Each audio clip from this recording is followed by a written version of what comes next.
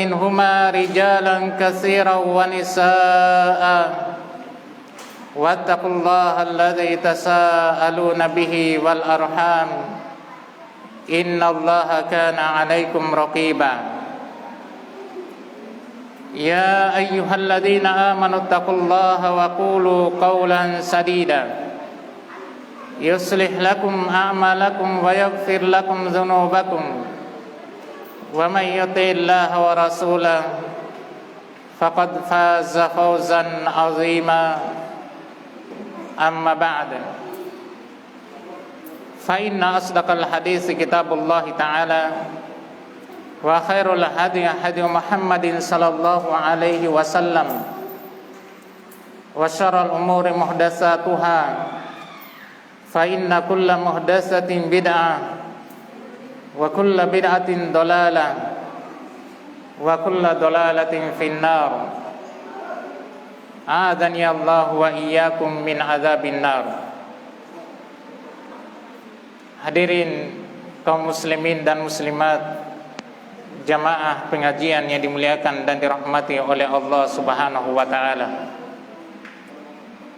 Alhamdulillah, kita bersyukur kepada Allah Subhanahu wa taala yang mana pada kesempatan maghrib ini kita bisa berkumpul di masjid yang mubarak ini dalam rangka untuk menegakkan salah satu syiar dari syiar-syiar Islam, salah satu majelis dari majelis ilmu yang merupakan semulia-mulia majelis yang ada di muka bumi, yakni majelis ilmu. Oleh karenanya patutlah kita senantiasa bersyukur, membesarkan dan mengagungkan Allah Subhanahu wa taala atas nikmat yang besar dan yang agung ini. Agar nikmat yang besar dan agung ini bisa senantiasa ditambahkan untuk kita semuanya dan bisa semakin berberkah di dalam hidup kita, berkah di dalam waktu kita, berkah di dalam umur kita, berkah di dalam berkaitan dengan kehidupan pribadi, kehidupan rumah tangga, kehidupan masyarakat, dan seterusnya. Berkah di dunia, lebih-lebih lagi mendapatkan kebaikan dan keberkahan di negeri akhirat. Hadirin kaum muslimin dan muslimat yang dimuliakan dan dirahmati oleh Allah Subhanahu wa taala, malam ini adalah ta'lim perdana kita di masjid yang mubarak ini, berkaitan dengan salah satu pembahasan yang sangat penting dan patut untuk diketahui oleh setiap orang, muslim maupun muslimah,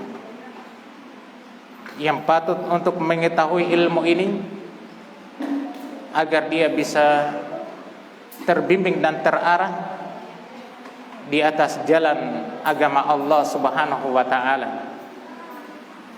Kitab yang kita akan bahas insyaallah taala kitab yang berjudul Asyru Qawaid fi Tazkiyatin Nafs, 10 kaidah di dalam pensucian jiwa. 10 kaidah di dalam pensucian jiwa yang ditulis oleh salah seorang ulama Arabia, salah seorang ulama Arab Saudi, yaitu yang bernama Profesor Dr. Abdul Razak bin Abdul Muhsin Al-Abbad hafizahumallahu ta'ala.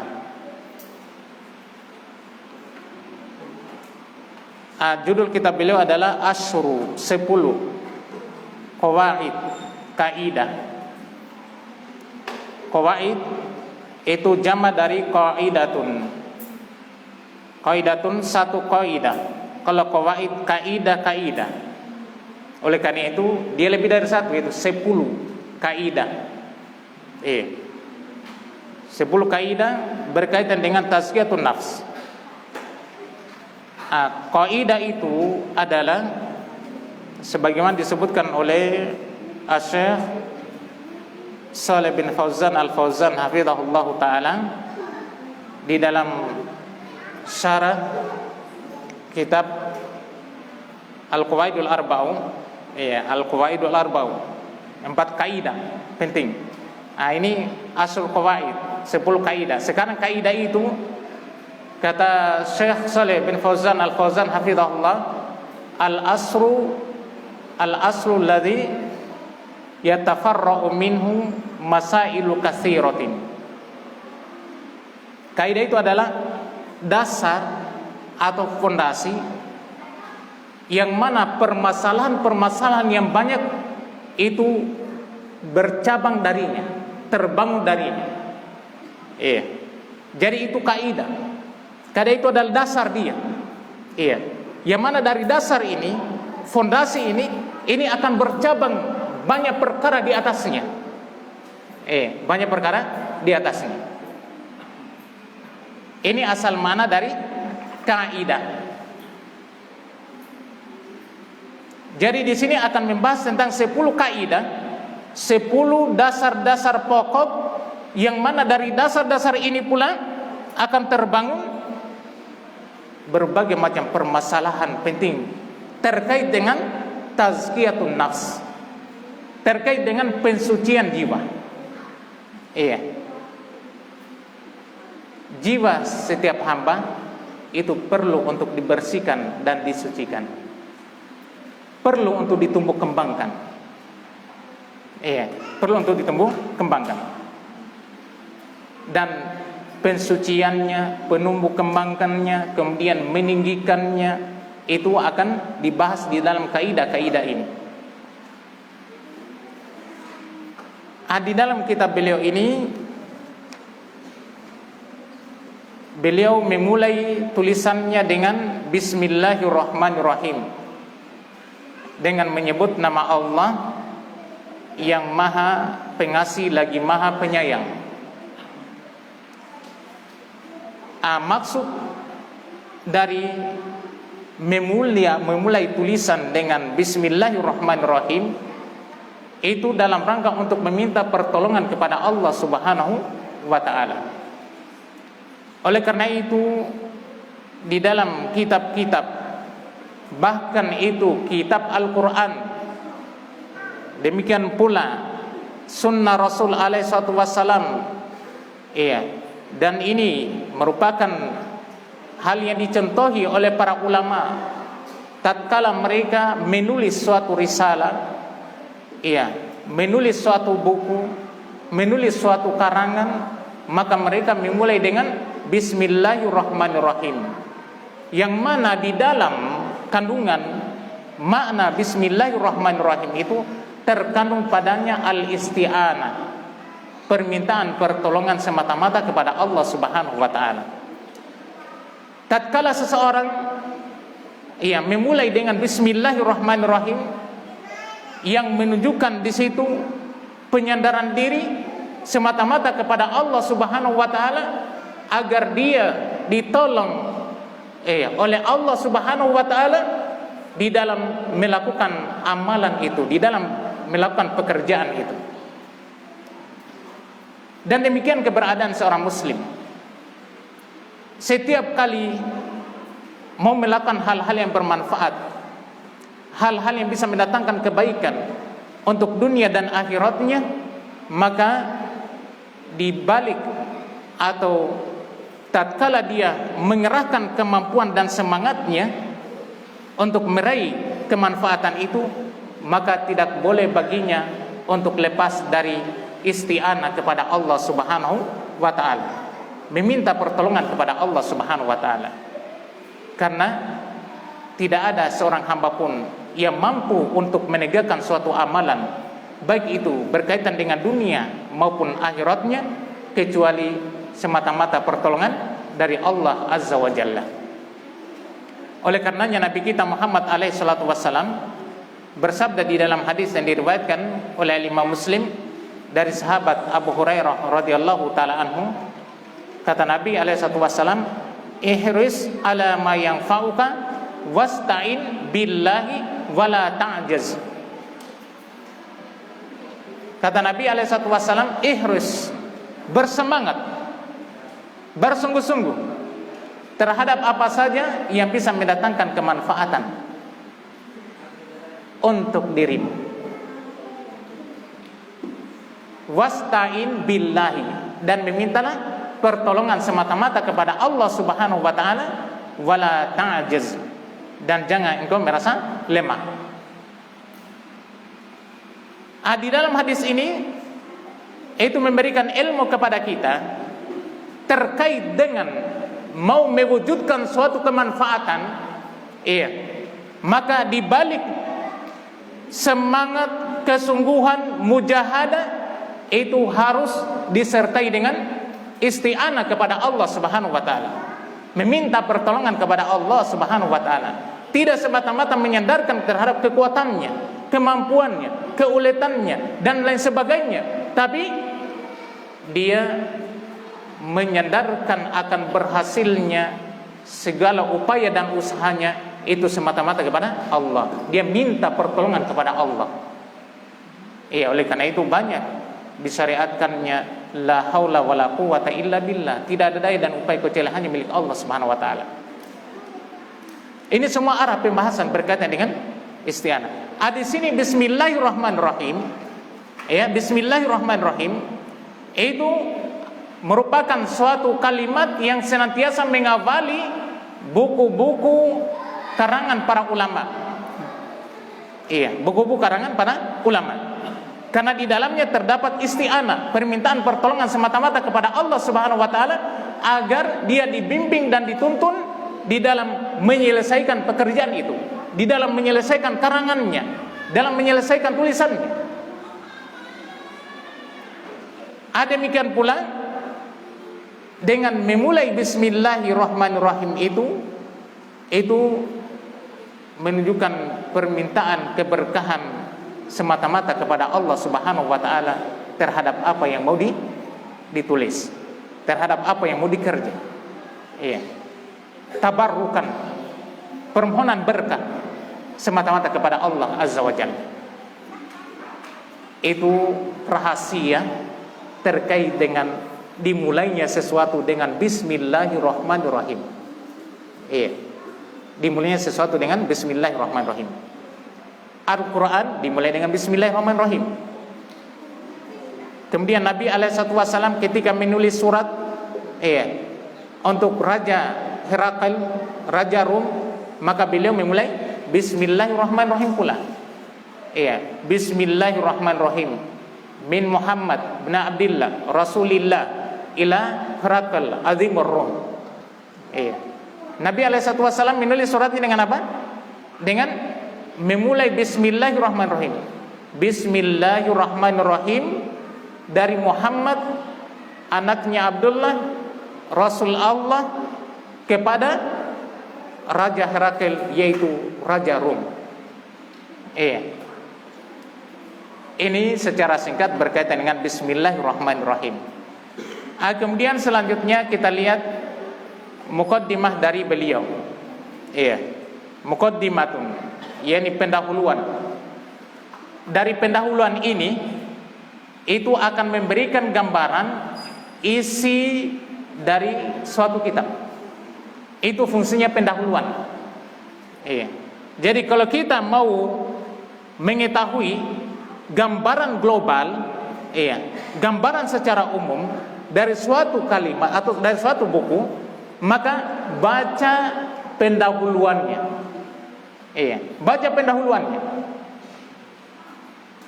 Di situ akan tergambar isi daripada kitab tersebut. Di sini beliau memberi muqaddimah ataupun pendahuluan sebelum memaparkan 10 kaidah di dalam tulisan beliau ini. Kata beliau hafizahullah, Alhamdulillahi rabbil alamin, wassalatu wassalamu ala asyrafil anbiya'i wa khatimil mursalin, nabiyina wa qudwatina wa qurrati a'yunina Muhammad ibn Abdillahi al-Hadi al-Amin, wa ala alihi wa sahbihi ajmain, wa man sara ala hadihim ila yaumiddin. Kata beliau, alhamdulillah, segala puji hanya milik Allah. Iya, segala puji hanya milik Allah. Rabbil alamin, Rabbnya alam semesta. Segala puji hanya milik Allah. Pujian yang didasari oleh pengagungan dan kecintaan semata-mata kepada Dia yang dipuji, yakni kepada Allah Azza wa Jalla. Oleh karena itu, alhamdulillah ini milik Allah Subhanahu wa taala. Iya. Hamdun suatu pujian. Hamdun suatu pujian. Dimulai dengan alif lam yang dinamakan dengan alif lam al-istighraqiyah al-jinsiyah. Al-istighraqiyah al-jinsiyah. Alif lam yang menenggelamkan makna kata yang bergandengan dengannya. Jadi kalau di sini al ini bergandengan dengan hamdun, maka al ini tadi itu menenggelamkan makna hamdun. Iya, mencakup seluruh hamdun. Yang mana hamdun itu asal maknanya adalah satu pujian. Akan tetapi ketika dia bergandengan dengan alif lam, didahului oleh alif lam, yang mana alif lam ini adalah alif lam al-istighraqiyah al-jinsiyah, maka dia memberi makna segala puji.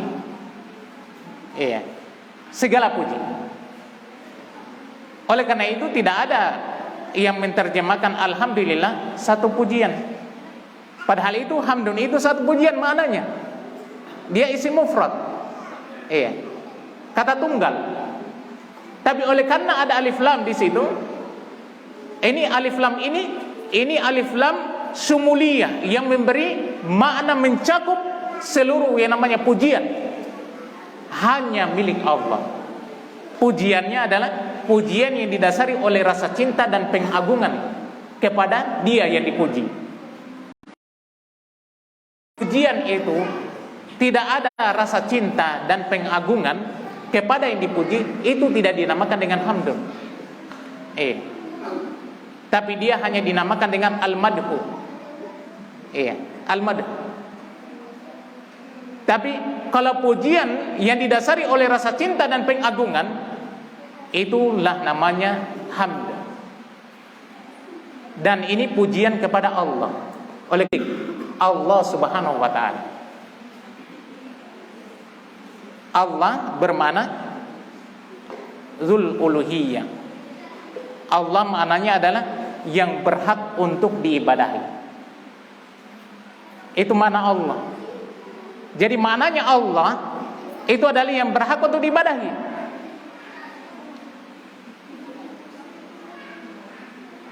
Kemudian Rabbil Alamin.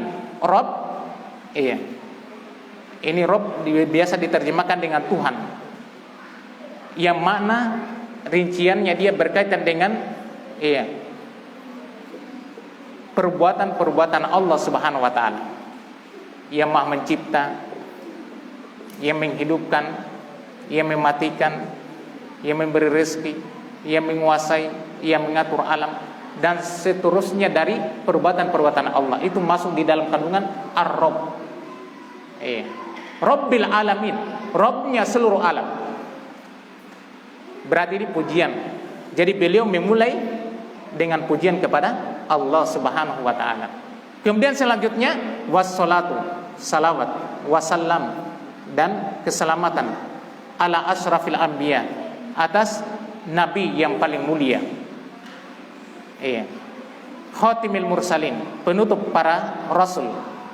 Nabiina, nabi kita, wa qudwatina, dan teladan kita, wa qurrati ayunina, dan penyejuk pandangan mata kita Muhammad bin Abdullah Al-Hadi, yang memberi petunjuk. Yang memberi petunjuk, bimbingan. Al-Amin, yang terpercaya.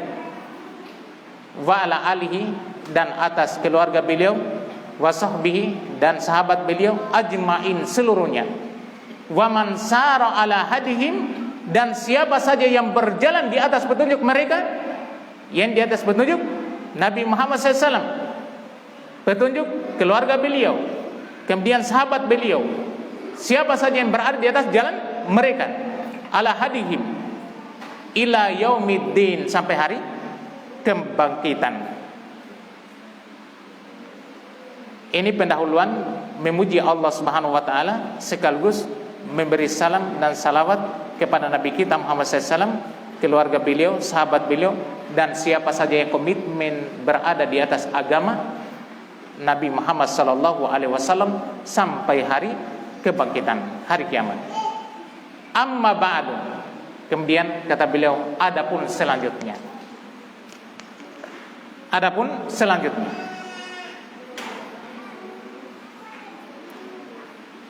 fa nafsul lati baina jambail insan amruha azimun wa sya'nuha kabirun, faqad aqsama Allahu azza wa jalla bi adadin min makhluqatihi al-kibari ad-dalati ala azamatihi subhanahu wa ta'ala fi surati syams ala nafsi al-muflihati wa ghairil muflihati. Kata beliau hafizahullah, fan nafsu, maka jiwa. Yang dibahas ini tentang jiwa. 10 kaidah di dalam pensucian jiwa. Maka beliau memulai tulisan beliau ini setelah memuji Allah dan memberi salawat kepada Nabi kita Muhammad SAW, keluarganya, para sahabatnya, dan siapa saja mengikuti mereka sampai hari kiamat. Beliau pun membuka dengan apa? Fan nafsu, maka jiwa. Maka jiwa allati baina jambail insan, yang berada di antara lambung seseorang, yang berada di antara lambung seseorang dalam tubuh manusia. Amruha azim, ini perkaranya sangat besar, perkaranya sangat agung. Wa sya'nuha kabirun, urusannya pun sangat besar. Perhatikan kalimat beliau ini. Ini baru memulai membuka kalimat tentang apa? Jiwa. Baru memulai membuka kalimat tentang jiwa. Beliau sudah memberikan gambaran berkaitan dengan jiwa ini. Jiwa yang ada pada diri setiap orang itu perkaranya agung, perkaranya sangat agung, urusannya sangat besar.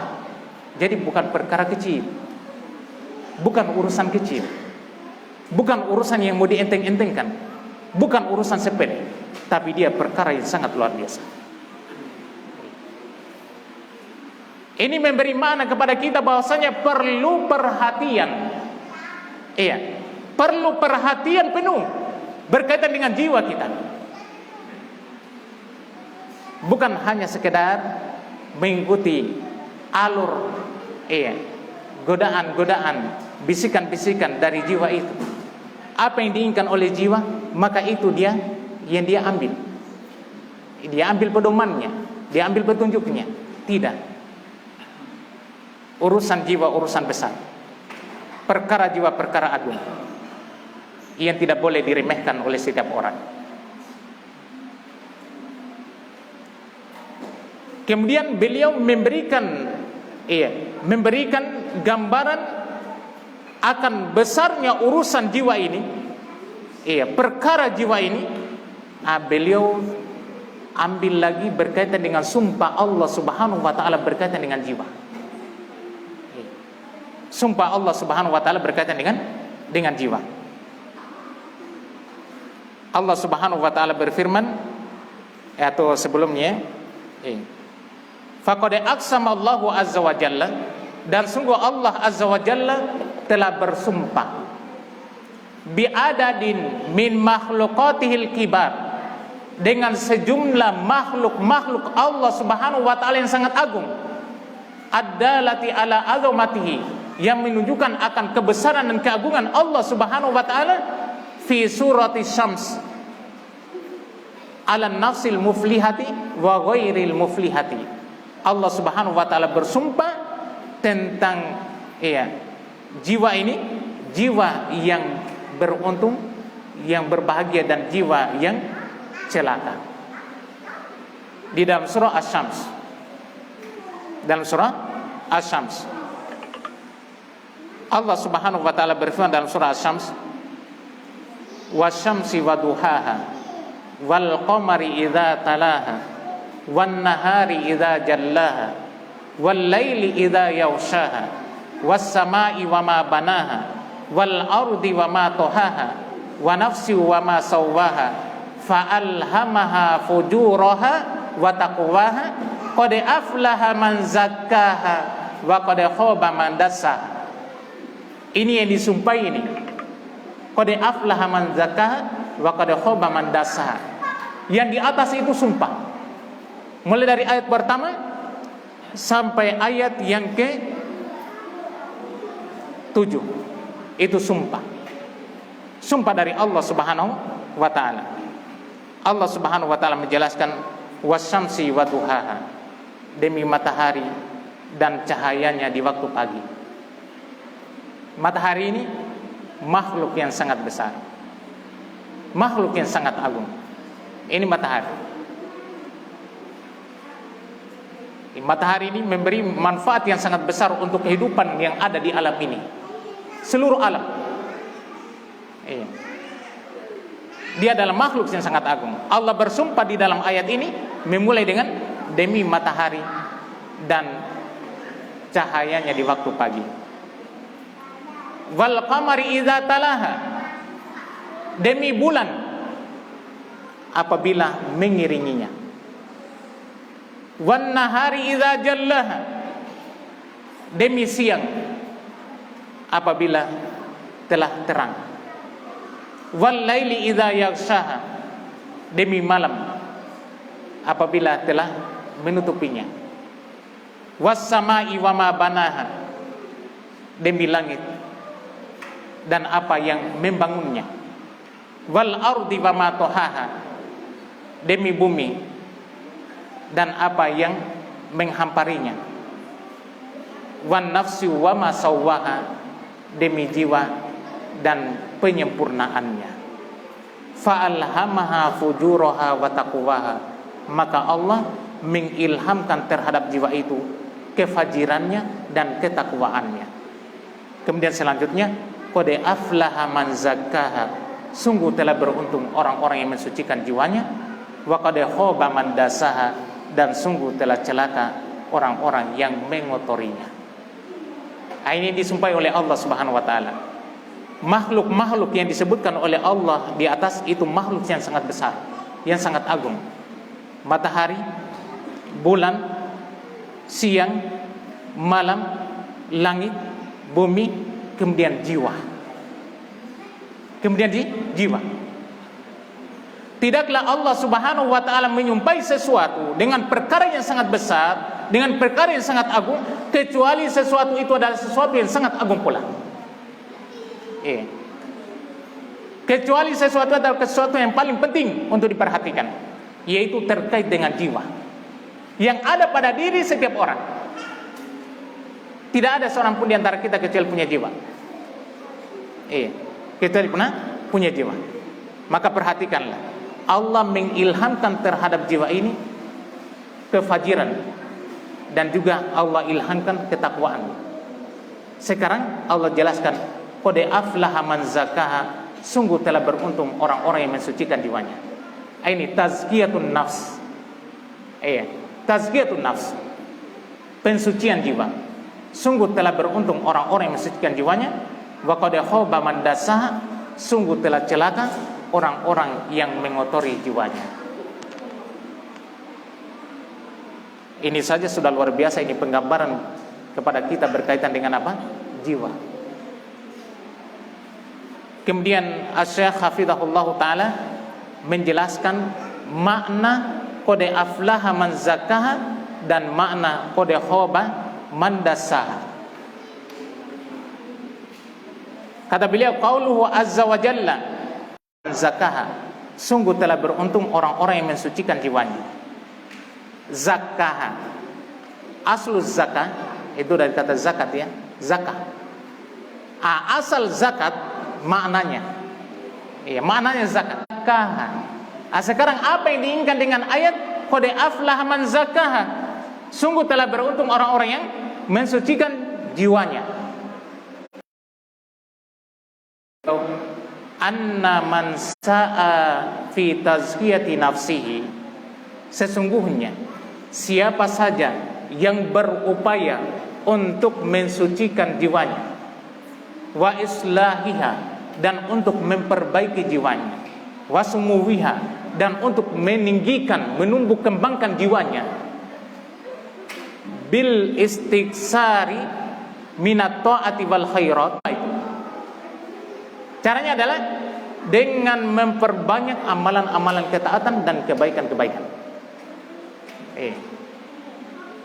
Dengan memperbanyak amalan-amalan ketaatan dan kebaikan-kebaikan. Kemudian wal ibtiadi anis sururi was sayyiat, dan dengan cara menjauhi perkara-perkara kejelekan dan kejahatan. Tahaqqaqa falahu, apabila itu ditunaikan maka terwujudlah falah, yakni keberuntungan. Sungguh telah beruntung orang-orang yang mensucikan jiwanya. Sekarang bagaimana bisa terwujud keberuntungan itu? Caranya seperti itu tadi. Caranya apa? Perbanyak amalan ketaatan, perbanyak amalan kebaikan, jauhi perkara-perkara kejelekan, jauhi perkara-perkara kejahatan, jauhi maksiat, jauhi dosa. Mensucikan jiwa, perbanyak bermajelis ilmu. Memperbaiki jiwa, perbanyak membaca Al-Quran. Memperbaiki jiwa, perbanyak menegakkan amalan-amalan soleh. Jauhi perkara-perkara yang diharapkan oleh Allah Subhanahu Wa Taala, maksiat dengan berbagai macam jenisnya. Sudah. Sebenarnya di sini kesimpulannya untuk mau mensucikan jiwa. Di sini kesimpulannya. Antum mau mensucikan jiwa, antum mau memperbaiki jiwanya, antum mau menumbuh kembangkan jiwanya, di sini caranya. Iya, ini caranya. Setiap dari kita bisa mengukur akan keberadaan jiwa kita. Iya. Apakah jiwa saya ini sudah menuju kepada tazkiyah, pensucian, pembersihan, perbaikan, penumbuh kembangan, atau belum? Dan manusia di dalam tazkiyatun nafsi itu berbeda-beda. Tergantung itu tadi, bagaimana semangatnya dalam ketaatan dan mewujudkan dalam kehidupan keseharian, semangat dalam kebaikan, kemudian jauh dari maksiat, jauh dari perkara-perkara yang diharamkan oleh Allah Subhanahu wa Ta'ala. Kemudian selanjutnya, wa qauluhu azza wa jalla, jam berapa nih?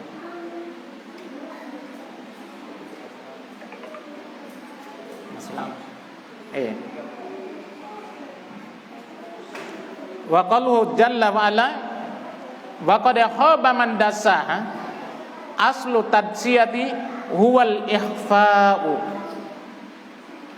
fal asi qad akhfa nafsahul al karimata bi fi'lil asami wa tamaraha bi radha'ili wal khasaisi wa qama'aha wa ahlakha bi fi'lil uyubi hatta sarat nafsan dani'atan wadi'atan munhittatan wastahaqqat bidzalikal khaybatu wal khusranu wal iyadu billah. Sekarang beliau menjelaskan tentang apa? Qad khaba man dassaha, dan sungguh celaka orang yang mengotori jiwanya. Sekarang apa itu dassaha? Kalau tadi apa itu zakkaha, zakat. Sekarang membahas tentang dasaha. Iya. Aslu tadsiyah, asal mana dari tadsiyah. Iya, dasaha itu tadi, tadsiyah. Huwal ikhfa'u, asal maknanya adalah ikhfa. Kalau ikhfa itu apa? Samar, tersembunyi. Itu ikhfa. Itu asal makna tadsiyah. Dia samar, tersembunyi. Sekarang berkaitan dengan jiwa. Berkaitan dengan jiwa. Bagaimana jiwa yang tertadsiyah? Bukan tertazkiyah. Kalau tazkiyah tadi sudah. Sekarang tertadsiyah. Tadsiyah. Yang mengotori jiwanya. Kata beliau, fal asi, orang yang bermaksiat. Qad akhfa nafsahu al-karimata, sungguh dia telah menyamarkan, menyembunyikan jiwanya yang mulia, bifi'lil asam, dengan melakukan perbuatan-perbuatan dosa. Jadi perbuatan dosa itu dia telah menyamarkan, menyembunyikan, mengotori jiwanya. Nanti akan datang di dalam pembahasan-pembahasan kaidah. Berkaitan dengan apa? Ketika seorang hamba melakukan satu perbuatan dosa, maka akan dititik padanya noda hitam. Berarti itu menunjukkan dia mengotori, mengotori jiwanya. Jadi orang yang bermaksiat, kata beliau, adalah qad akhfa nafsahul karimah, sungguh dia telah menyamarkan, menyembunyikan jiwanya yang mulia dengan perbuatan-perbuatan dosa. Wa tamaruha birradaili wal hosaisi, dan dia telah mengumbur jiwanya dengan perbuatan-perbuatan keji dan jahat. Wa qama'aha wa ahlaka bi fi'lil uyubi, dan dia telah mengekang jiwanya dan membinasakan jiwanya dengan perbuatan-perbuatan tercela. Hatta sarat nafsan dani'atan wadi'atan munhittatan, sampai menjadilah jiwa itu sebagai jiwa yang rendah, yang hina. Wastahaqqat bidzalikal khaibat wal khusran, dengan demikian maka dia berhak untuk mendapatkan kesengsaraan dan kerugian, wal iyadzubillah. Oleh karena itu di atas ayatnya Pak, wa qad khaba man dassaha, sungguh telah celaka, binasa orang-orang yang mengotori jiwanya. Bagaimana dia kotori jiwanya? Dia kotori jiwanya dengan perbuatan-perbuatan dosa, maksiat, dengan berbagai macam jenisnya. Ini gambaran tentang tazkiyatun nafsi dan tadsiyatun nafs. Tadzkiyat, ini gambaran berkaitan dengan pensucian jiwa, dan gambaran tentang pengotoran jiwa.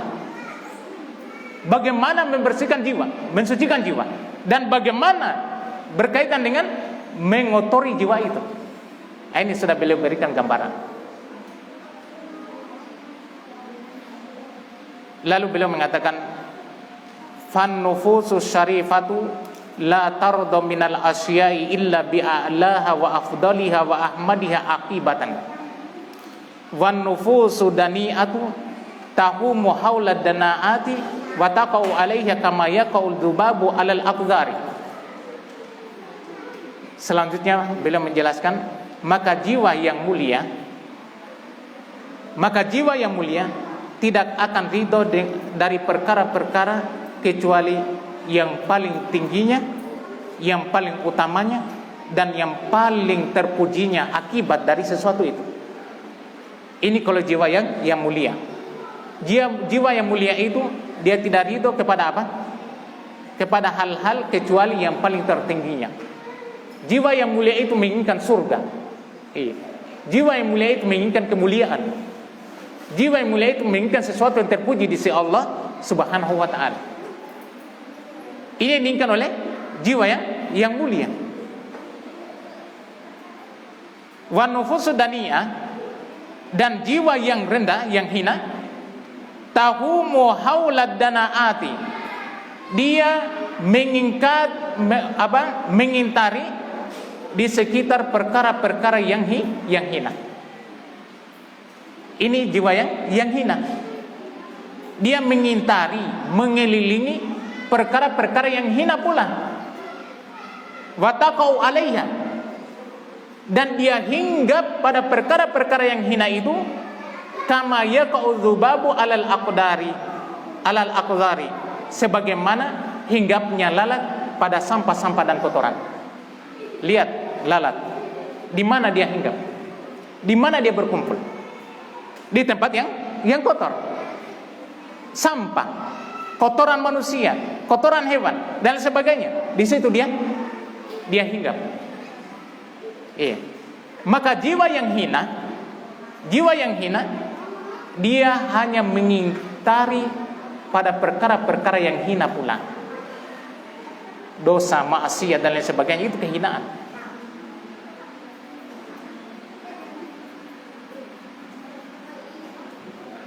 Kemudian beliau lagi memberikan gambaran, fa nafsu syarifatu al aliyatu la tarda bidzulm wala bil fawahish wala bis sarakati wal khiyanati li'annaha akbaru min dzalika wa ajal.